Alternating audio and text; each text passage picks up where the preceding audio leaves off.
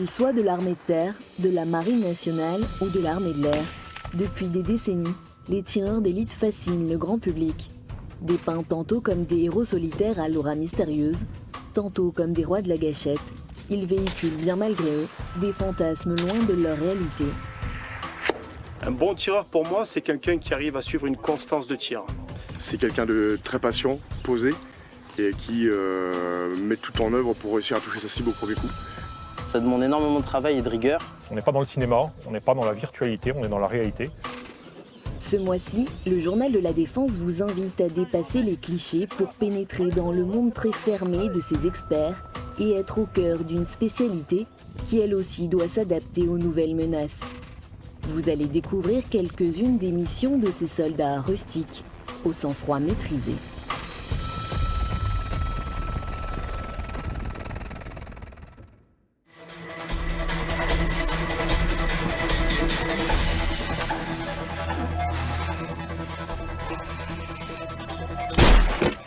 Le 7e art a largement participé à la création du mythe du tireur d'élite en le décrivant souvent comme un quasi-surhomme. Pour le réalisateur Stéphane Ribojad, auteur du film Force Spéciale, la fascination pour ce personnage romanesque s'explique pour plusieurs raisons. Je pense que le cinéma aime l'idée qu'un personnage puisse être un guerrier à part entière tout en étant un peu isolé, ce qui est assez jubilatoire au cinéma, parce que du coup ça permet de porter plus d'attention sur le personnage, sur son ressenti, sur ses émotions. Il y a plein de choses qui peuvent passer, parce qu'il n'est pas forcément dans un acte de guerre très sensationnel, donc on se repose surtout sur sa psychologie.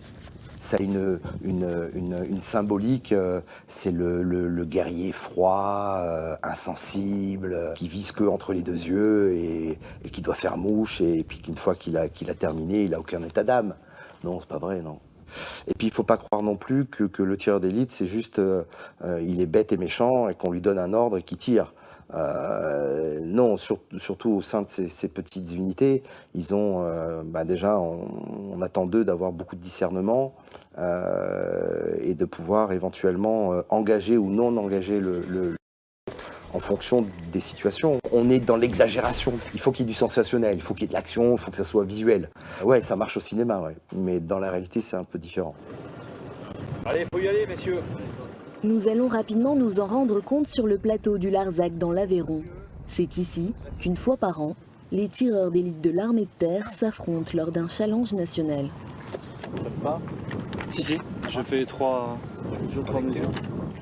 Ils ne concourent pas seuls, mais en équipe comme ils ont l'habitude de travailler en opération. Pendant près d'une semaine, ce sont donc 13 groupes composés d'un chef d'équipe, d'un tireur et d'un observateur qui vont se confronter de jour comme de nuit à travers 22 épreuves. Le panneau bleu, visuel. Des épreuves qui sont à la fois tactiques, techniques, physiques et qui ne sont pas uniquement centrées sur le tir. Sur cet atelier, chaque équipe doit repérer 5 objets cachés dans la végétation. Une fois qu'ils prennent position, ils peuvent se mettre à genoux, mais interdiction de se déplacer sur leur zone d'installation. Donc il faut pouvoir durer dans la durée, il faut trouver la bonne position idéale. Parce que si on n'est pas à l'aise, ça va être compliqué de tenir au total 40 minutes. Là aussi, c'est une bonne analyse de leur environnement d'installation. Tu vois face à toi le gros carré en pierre ? Oui. Ok, tu décales sur la gauche, tu verras une plaque d'immatriculation. J'ai besoin des chiffres. Un quart. Ah ouais ? Cette épreuve teste leur sens de l'observation, une qualité qui est primordiale chez ces soldats, car paradoxalement, le tir ne représente qu'une infime partie de leur métier, 10% de leur travail en moyenne. Vous mettez juste en arrière. Et dans 5 minutes, je vais vous donner les coordonnées. Le prochain point à atteindre. Sur le terrain, leur principale mission consiste surtout à collecter du renseignement, parfois même derrière les lignes ennemies. D'où l'obligation d'exceller dans l'art de passer inaperçu. Leur discrétion et leur patience vont d'ailleurs être évaluées dans un exercice d'approche. La piste, que vous voyez qui repart à direction le réceptacle LGI, qui va repartir et qui va arriver jusqu'à la position 12-01 où vous avez fait l'épreuve 12-01, tir dans la profondeur avec la mobile. Visuel ? C'est bon, ça vous parle ? Les équipes ont 4 heures pour s'infiltrer et rejoindre une zone de tir sans être détectées par les observateurs. Leur préparation doit donc impérativement respecter quelques principes. Il y a disons qu'il y a des trucs à pas faire, comme se faire les yeux tout noirs, des trucs comme ça. Ils vont tous revêtir la célèbre tenue de camouflage ghillie qui permet de se fondre dans l'environnement.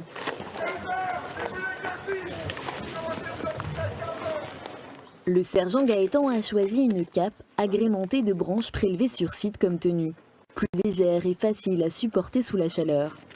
Cet ancien tireur d'élite à la tête de l'équipe du 152e régiment d'infanterie de Colmar en est à son 4e challenge.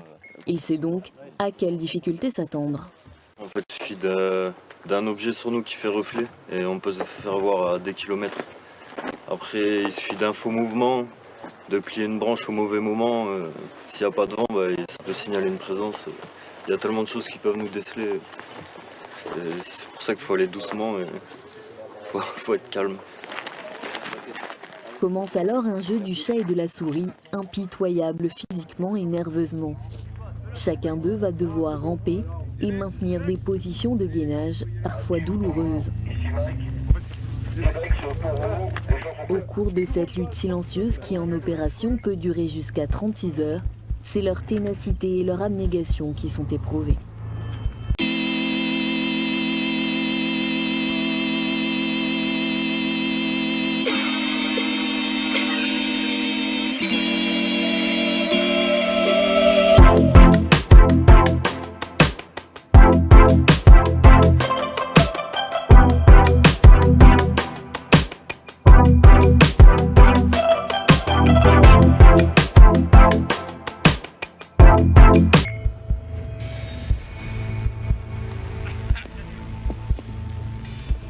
Allez l'équipe, debout. Debout l'équipe, on a fini, on rentre à la maison. Situés sur un point haut, les observateurs qui sont des instructeurs tireurs d'élite ne quittent pas leur monoculaire et anticipent les différentes tactiques mises en place. S'ils réfléchissent bien, ils vont déstabiliser les observateurs, c'est-à-dire nous, en nous faisant attendre. Ils peuvent se mettre à un point fixe et ne plus bouger. Et à ce moment-là, nous aussi, on peut perdre patience et c'est à ce moment-là qu'eux vont profiter pour avancer. L'adjudant Anthony a déjà repéré 2 équipes et semble en avoir détecté une 3e. Attendez. À droite, droite. Avancez. Et vous passez dessus. Menteur. Reprise. T'as vu où je l'ai emmené? Mettez-vous tous dessus, ils sont là. Raté pour cette fois, mais la traque continue. Il est juste derrière ce buisson. C'est sa tête qui l'a trahi. 3 pas à gauche.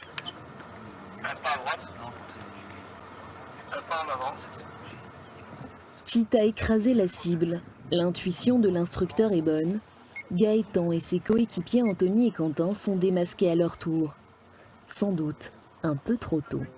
Moi, je suis pas content. Ça n'a pas été assez loin. Ah, ça n'a pas été loin après. C'est compliqué à plusieurs équipes parce qu'on peut pas prendre les chemins qu'on veut parce qu'il y a notre équipe. Donc on se gêne un peu tous entre nous. Puis il y a énormément de découvertes. Pour avancer, c'est vraiment horrible quoi. Tu manges le sol et. C'est le genre d'endroit où normalement on s'aventure pas trop. Quoi. Ouais, voilà. Ou alors de nuit. Et là, 2 jours comme ça, c'est du suicide. Malgré leurs efforts, aucune équipe n'atteindra le point de rendez-vous. Cette fois, les évaluateurs ont gagné la partie. Le soir même, tous sont attendus pour un tir de nuit. Les trinômes doivent détecter les cibles thermiques, puis les neutraliser. C'est un travail de coordination avec un pointeur laser qui va ramener le tireur, lui qui a un intensificateur de lumière au niveau de sa lunette, sur la cible. Et une fois qu'il a l'acquisition d'objectif, il va la traiter dans la foulée. De jour, ils peuvent tirer jusqu'à 1800 mètres. Mais dans l'obscurité, les capacités sont plus restreintes. Avec leurs fusils de précision PGM et à l'aide de fusées éclairantes, ils vont pouvoir cibler des objectifs entre 500 et 800 mètres.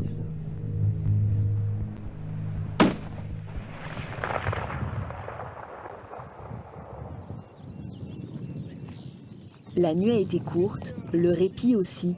Le lendemain matin, ils sont attendus pour un tir de bonification. Toutes les munitions qui n'ont pas été utilisées lors des ateliers vont pouvoir être récupérées et leur apporter des points supplémentaires. Merci, allez. Pour pouvoir faire un bon tir, ils vont devoir prendre les éléments suivants, entre autres, pour faire simple, la distance de l'objectif, qui elle est connue, puisqu'en plus on leur donne, mais ils ont aussi les moyens pour la télémétrer, et tous les paramètres environnement qui sont liés à la météorologie et bien évidemment à la munition. Dans les 5 premiers mètres depuis le bord, tu as une motte d'herbe en plein milieu du gravier. Ouais, vu la botte, ouais. On confirme là-dessus d'abord. Ok. Terminé, début du tir. On va mettre du bas.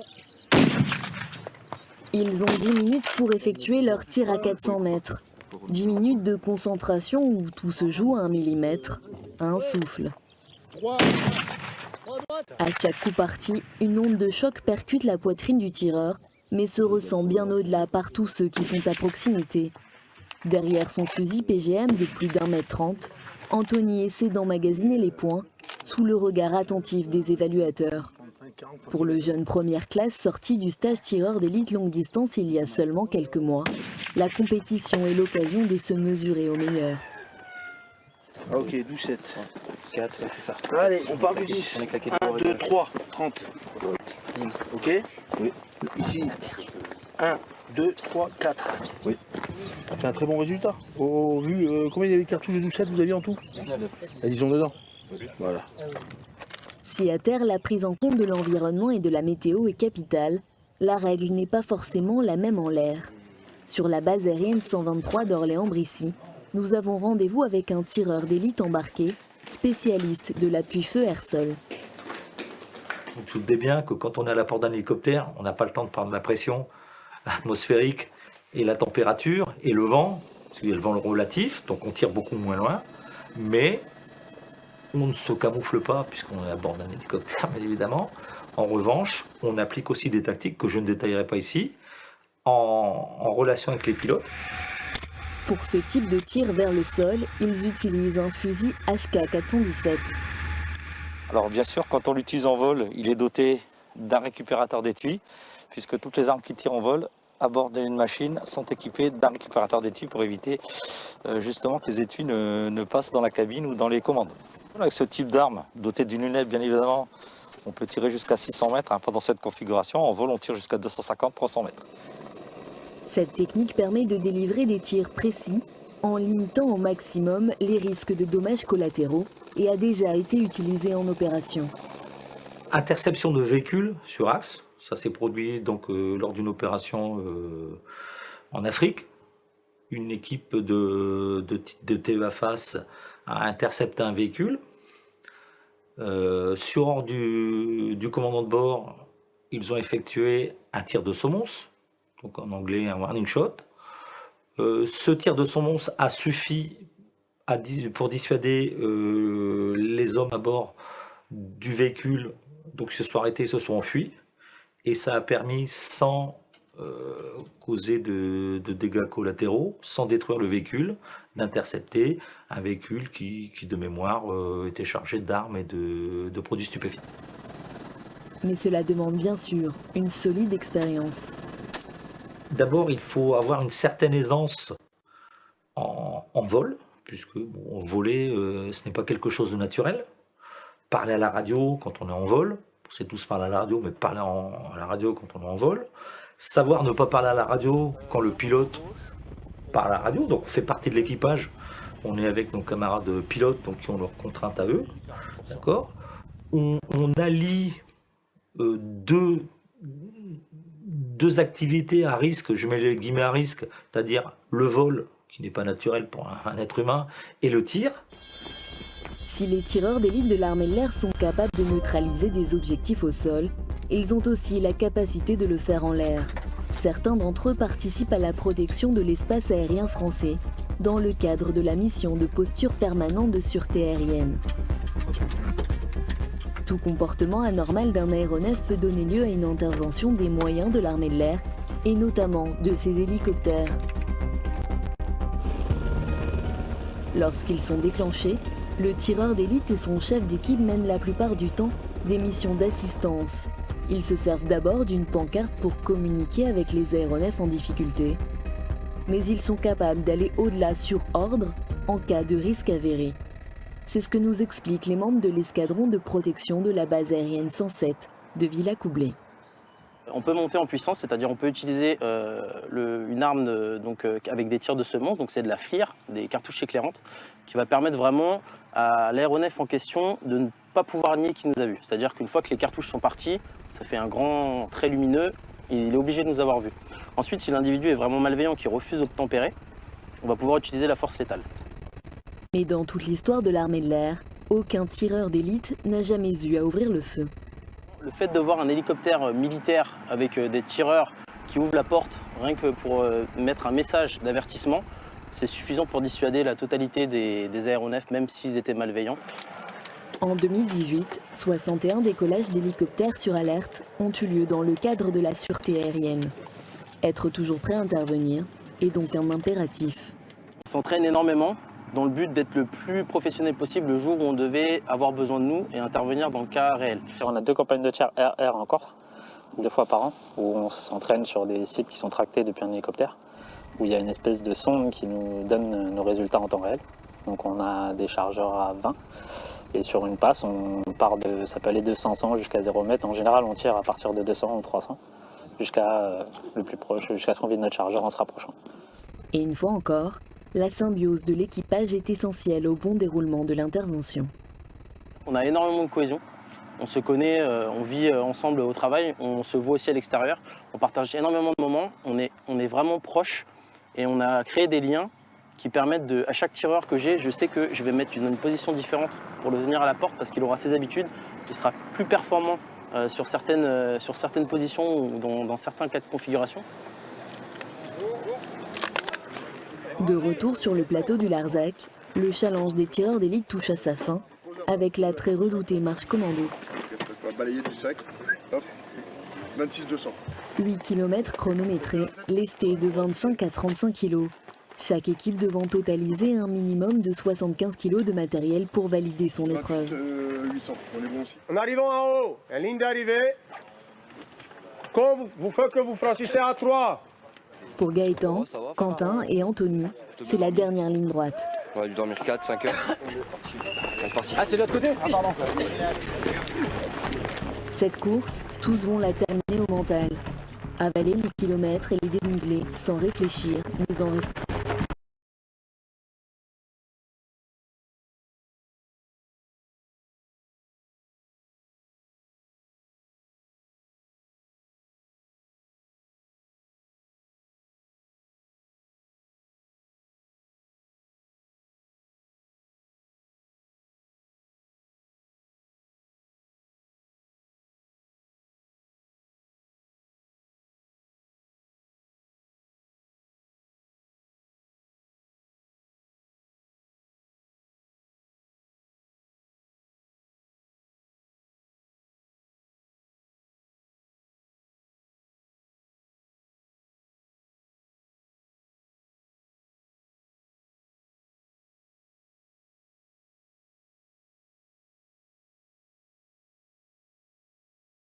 La course en 1h08, quand les meilleurs n'auront mis que 56 minutes.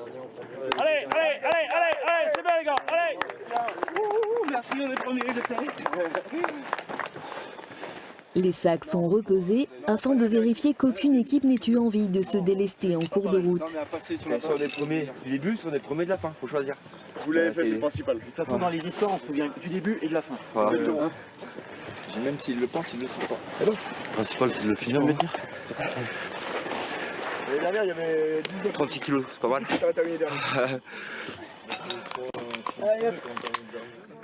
Une nouvelle fois, tous auront prouvé leur goût de l'effort et du dépassement de soi. Des qualités indispensables pour ces hommes. Une fois douchés, les participants vont pouvoir échanger avec des industriels et tester le matériel qui pourrait les équiper demain. Dans un contexte de durcissement des conflits, la modernisation de l'équipement de ces soldats est une des priorités du ministère. Cette société va vous présenter 2 produits, une lunette thermique et un calculateur balistique. Cette 7e édition a un côté un petit peu innovation, puisqu'effectivement la section technique de l'armée de terre est présente, avec un certain nombre d'industriels qui sont venus présenter des matériels. Et puis une équipe, dans les 13 équipes qui ont participé à ce challenge national, eh bien, une équipe qui était équipée de matériel innovant, voilà, donc dans une logique un petit peu expérimentale. Cette année est une année de réflexion. Il s'agit aussi de construire, je dirais, la capacité tram, tireur de précision, tireur d'élite du futur. Alors, il y a une première échéance qui sera en 2020, puisque le fusil, l'armement de dotation des tireurs d'élite longue distance, donc le PGM 12-7 sera rétrofité, donc il sera valorisé. Donc c'est une échéance importante, voilà, qui permettra justement de ce que je disais tout à l'heure, hein, de conserver la supériorité à la fois technologique et puis doctrinale sur nos adversaires. Alors, en priorité... Dans cette recherche d'outils plus performants, rien n'est laissé au hasard. On se pose beaucoup de questions sur les calibres, l'amélioration de notre armement. Donc on fait venir certains industriels, ils nous présentent leur matériel, ils présentent également le matériel aux forces, puisque c'est quand même les forces, c'est nos opérationnels qui vont l'utiliser. Souvent on dit oui mais ce matériel ça fait 400 grammes de plus. Oh, c'est rien 400 grammes, des fois quand on a pris un poids, du poids 400 grammes c'est rien du tout. Mais si vous rajoutez 400 grammes par-ci, 400 grammes par-là, les munitions, tout ça, ça fait énormément, ça fait du poids. À la fin, les opérationnels, c'est des sacs de 40 voire 50 kilos qui portent sur le dos. Donc c'est vrai que le but c'est le poids, mais après il y a aussi la technique. Il faut avoir une arme voilà, qui tire à certaines distances, les distances que l'on demande, et également dans l'optique ou l'optronique, il faut avoir du matériel de qualité. Enfin, arrive l'heure des résultats. Je félicite toutes les équipes, de la première équipe à la dernière équipe, voilà, pour avoir participé à ce rendez-vous annuel de très haut niveau, puisque le niveau est particulièrement relevé. Les légionnaires du 2e RAP accèdent à la première marche du podium, tandis que les Diables Rouges de Colmar finissent au milieu du tableau, à la 7e place. Moi je m'attendais parce que j'ai vu les lacunes qu'on avait, maintenant ça va travailler. Il fera mieux l'année prochaine. Peut-être qu'une année je reviendrai pour reprendre ma revanche. Les faire progresser collectivement était un des objectifs du challenge. Mission réussie, chacun d'eux va repartir avec des conseils pour être le plus performant possible. Aujourd'hui, une règle demeure. La différence sans doute entre un métier fantasmé et la réalité du terrain, que ce soit sur terre, dans les airs ou sur l'eau, en France ou sur les théâtres d'opération, dans l'armée conventionnelle ou chez les forces spéciales, pour ces experts, le tir est toujours le dernier recours.